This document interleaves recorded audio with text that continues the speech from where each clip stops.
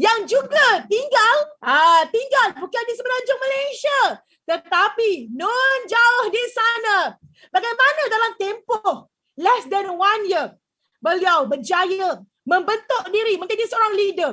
Beliau berjaya menggunakan waktu sebaik mungkin kerana ini sekali lagi seorang CBM yang hanya buat perniagaan Forever Living secara part-time sahaja, yang terpaksa membahagikan masanya dengan kerja hakiki yang luar biasa sibuknya dengan perniagaan yang baru nak dibina. Sedangkan kita faham untuk pembinaan bukannya mudah dalam perniagaan, dan juga sebagai tanggungjawabnya seorang isteri, seorang ibu, apa saja sebagai seorang anak, apa saja tanggungjawab, semuanya tidak menjadi alasan kepada beliau untuk menangguhkan kejayaannya dalam perniagaan Forever Living. Jadi tuan-tuan dan puan-puan, dengan segala hormatnya, saya menjemput salah seorang daripada CBM yang sangat-sangat baru kedai lagi, orang kata, baru kedai lagi baru sangat,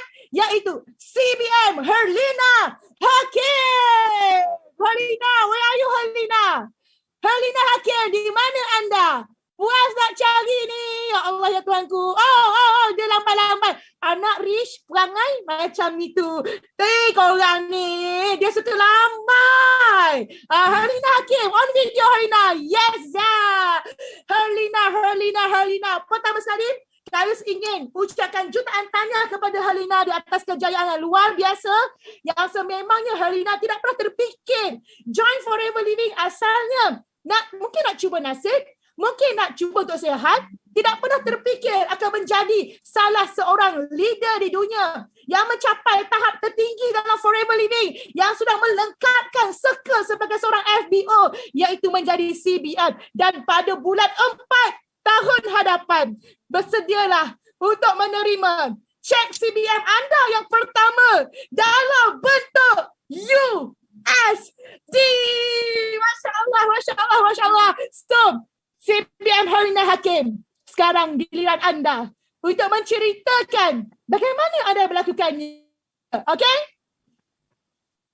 Okey, Assalamualaikum. Pagi. Ya, inilah saya, Herlina binti Hakim. First time sharing. Sebelum ni macam susah betul semua sharing. Semua balik-balik kerja. Tapi hari ni saya betul-betul tahu cabaran GLT untuk buat sharing dalam hari ini. Okey. Saya Herlina binti Hakim, berumur 41 tahun, berasal dari Tawau, Sabah. Masih bekerja, tengok uniform saya, semua orang mesti tahu kerja di mana ni. Yang boleh tahan sibuknya. Memang berdepan dengan customer setiap masa. Namun saya suka buat customer service. Saya suka layan customer macam gitulah.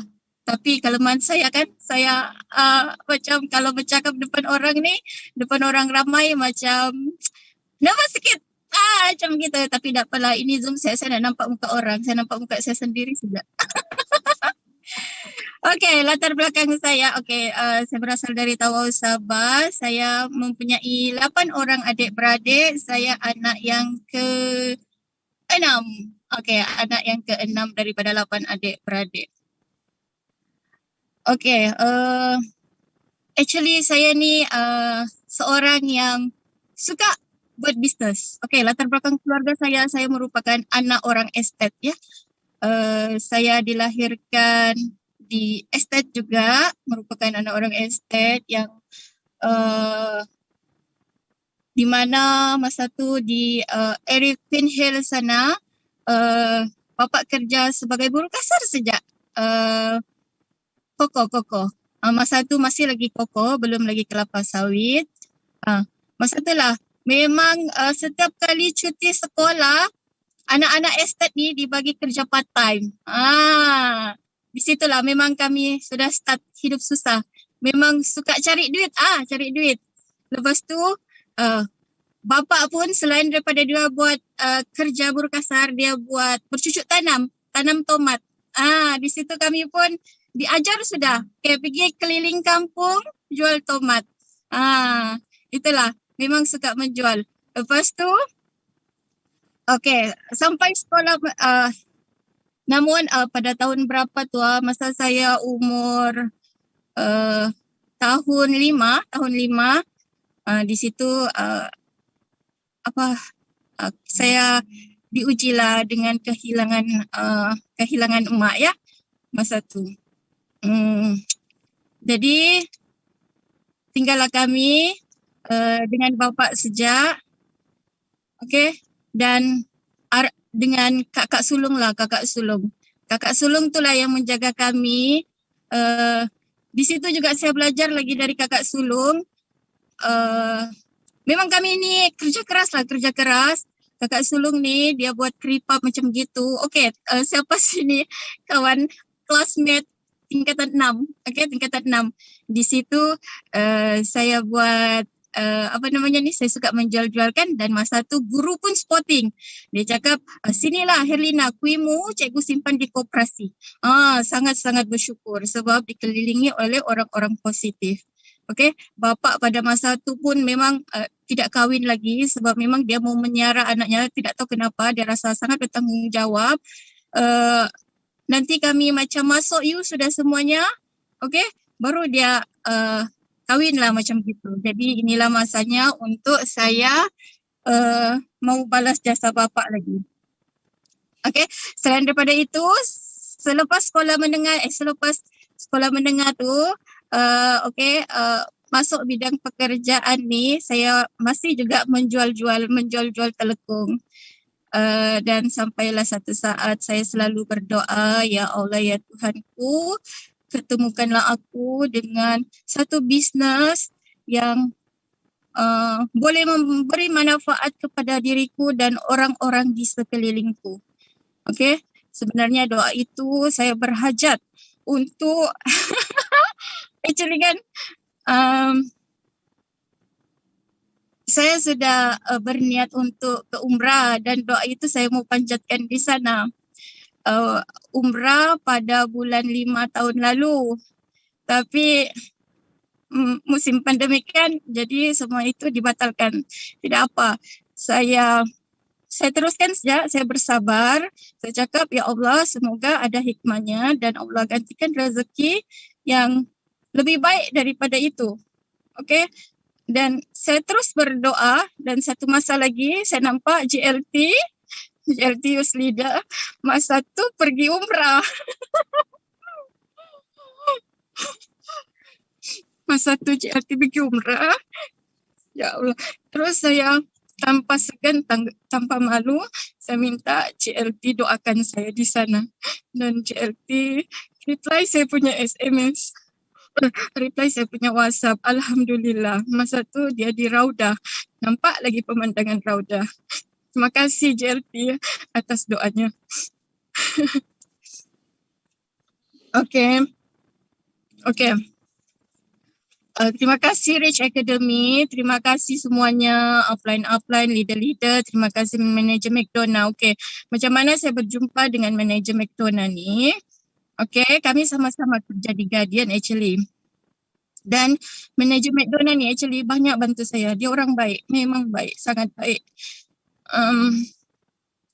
Saya kerja di Guardian ni bukannya terus macam naik manager, naik sebagai management, tidak. Saya pun dari bawah juga sebagai seorang cashier sahaja.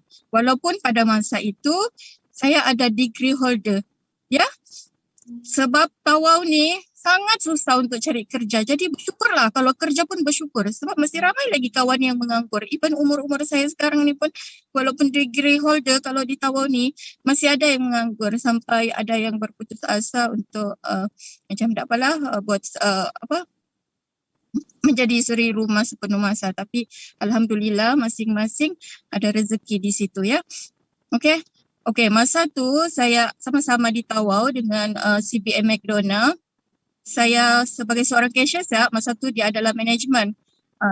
Dia jugalah yang bantu saya, recommend saya untuk kenaikan pangkat macam begitu. Okay, banyak saya terhutang budi dengan manager McDonald.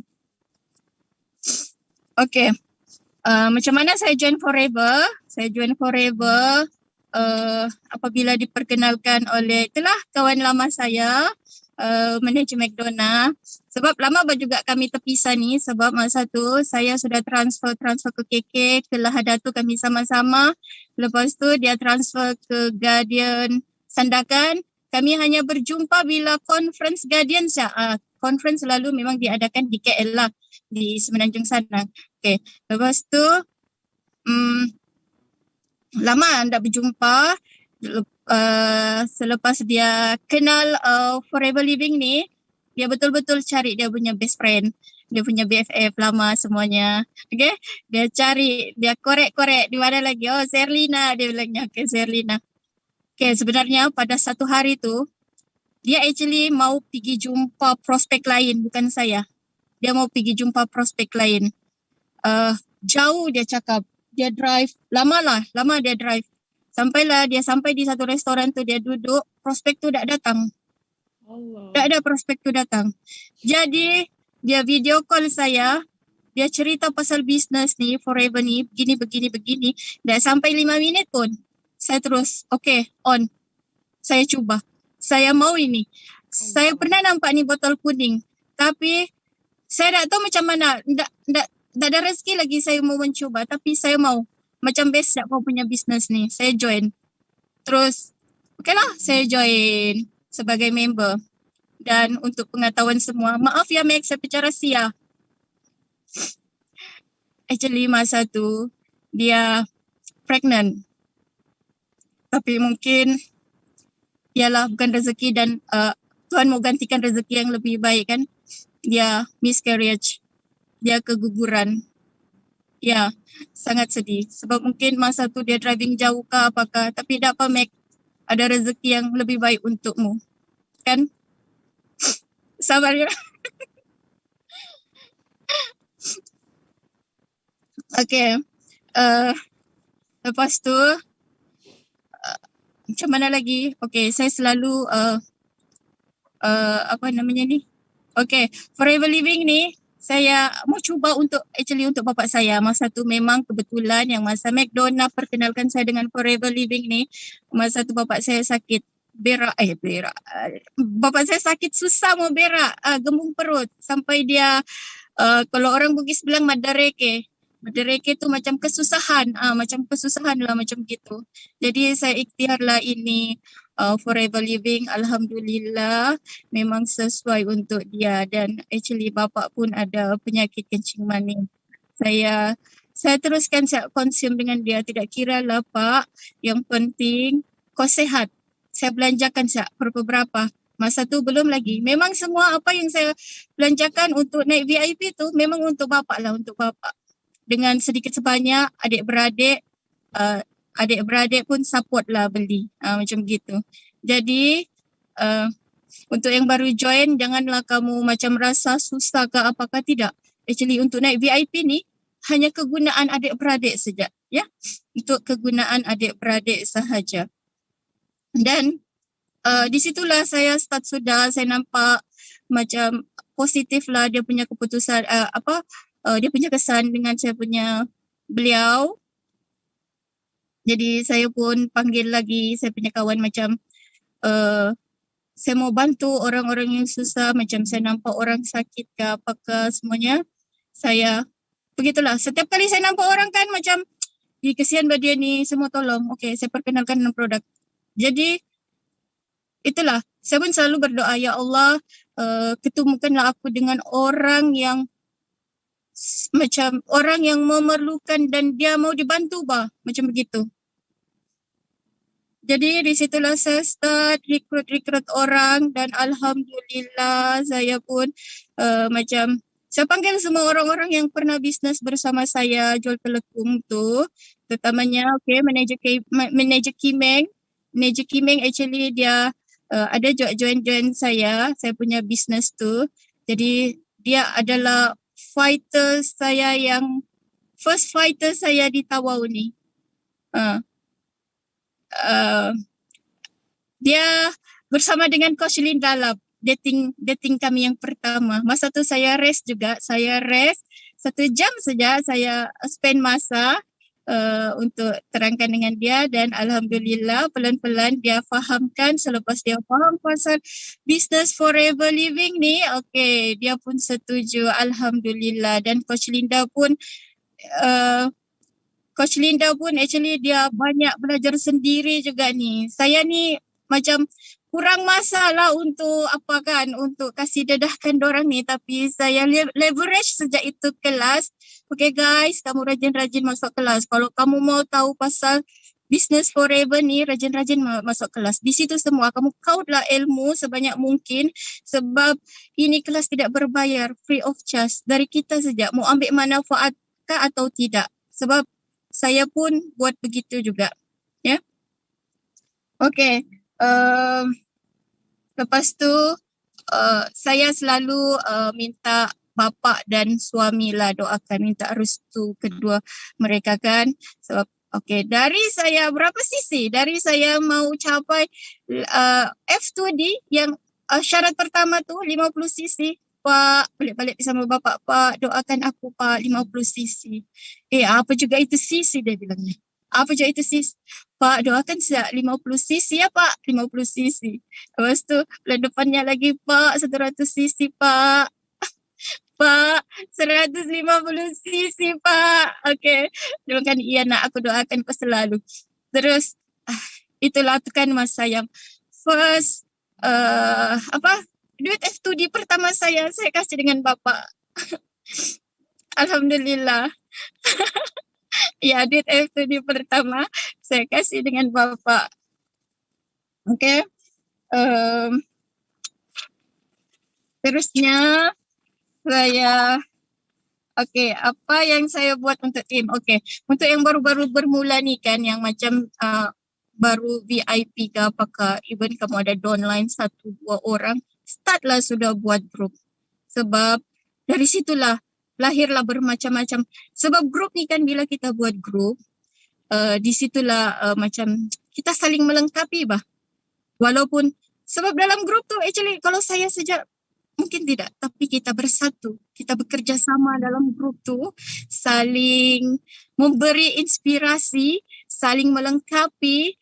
Yang contohnya saya sibuk bekerja, product knowledge, biasanya manager Kimeng, manager Kimeng, Coach Linda, banyak bantu saya di situ. Adik-beradik dan assistant manager Nani banyak memberi produk info di situ. Saya pun actually buat forever ni, saya follow saja Aunty Mac. Saya follow saja apa dia buat.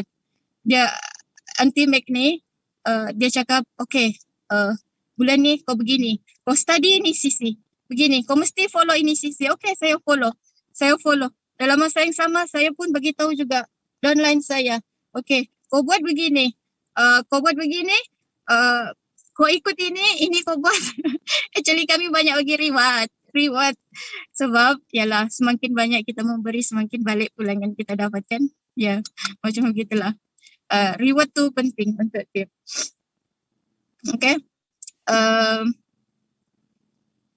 Lepas tu manager Mary pun actually banyak suntik kata-kata semangat buat saya dan juga buat tim semuanya ya. Itulah kita kena jaga itu 4 core tu ya, yang recruitment, retention, productivity, development tu. Even saya macam begini pun sudah CBM hari ini, saya masih lagi recruit.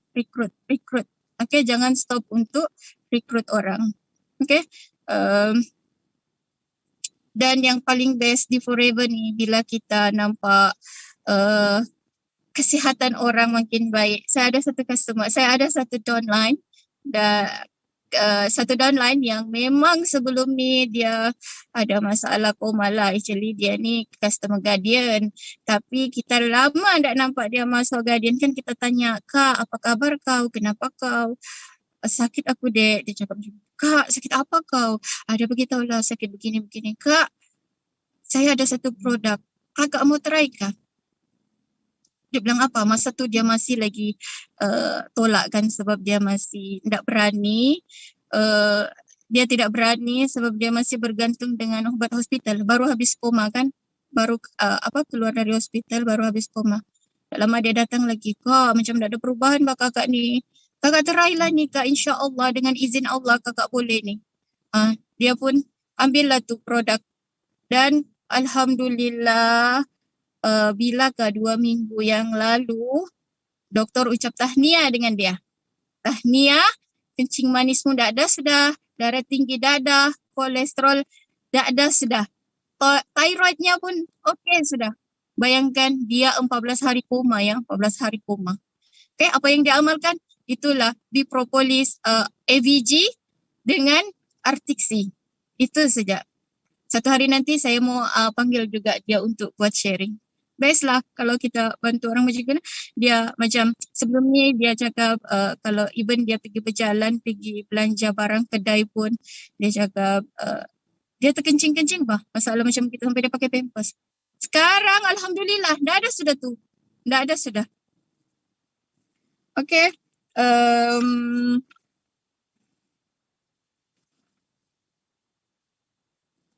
Okay. Saya terus juga macam bukan push lah, sama-sama bekerjasama dengan semua team member yang macam yang masing-masing ada target. Okay, kau buat macam begini.